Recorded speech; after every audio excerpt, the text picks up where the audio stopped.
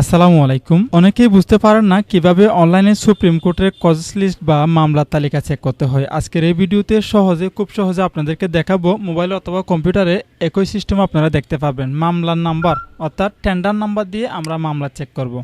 তো সেটি কিভাবে চেক করতে পারি, আমরা সরাসরি গুগল ক্রোম ব্রাউজারে চলে আসবো। গুগল ক্রোম ব্রাউজারে আসার পর আমরা এখানে সার্চ করব সুপ্রিম কোর্ট। এই যে আমি কিছুক্ষণ আগে সার্চ করলাম সুপ্রিম কোর্ট .gov.bd, এটা দিয়ে সার্চ করবেন।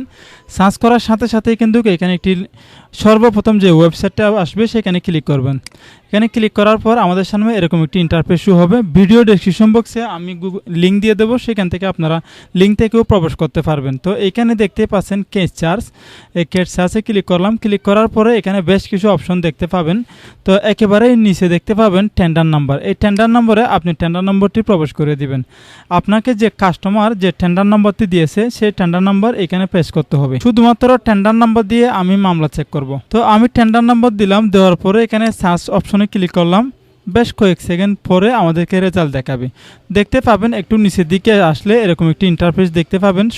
একেবারে লাস্টে দেখতে পাবেন আপনি যে তারিখে চেক করতেছেন সেটা তারিখটা এখানে শো করবে। তো আমি একেবারে নিচে যে তারিখ রয়েছে সেখানে ক্লিক করলাম। ক্লিক করার পরে এই যে এখান থেকে আমি উপরের অপশনটি ক্লিক করলাম। এখানে বেশ কিছু অপশন দেখতে পাবেন। যিনি জাস্টিস রয়েছে তিনি তার মাধ্যমে কতগুলো মামলা ইতিমধ্যে এখানে কাজ চলতেছে। এই যে আমি একেবারে উপরটা দেখতেছি।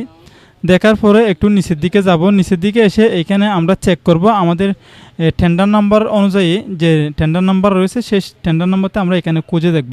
স্ক্রলিং করে একটু নিচের দিকে এসে দেখবেন আপনার টেন্ডার নাম্বারের সাথে ম্যাচিং আছে কিনা। আমি এখন যে টেন্ডার নাম্বারটি চেক করলাম সেটি ইতিমধ্যে এই জায়গাতে দেখাচ্ছে। এই যে দেখুন, এটি হচ্ছে আমার যিনি আসামি রয়েছেন, ক্রিমিনাল রয়েছে, ওনার টেন্ডার নাম্বার। এই টেন্ডার নাম্বারে ওনার নাম দেখতে পাবেন।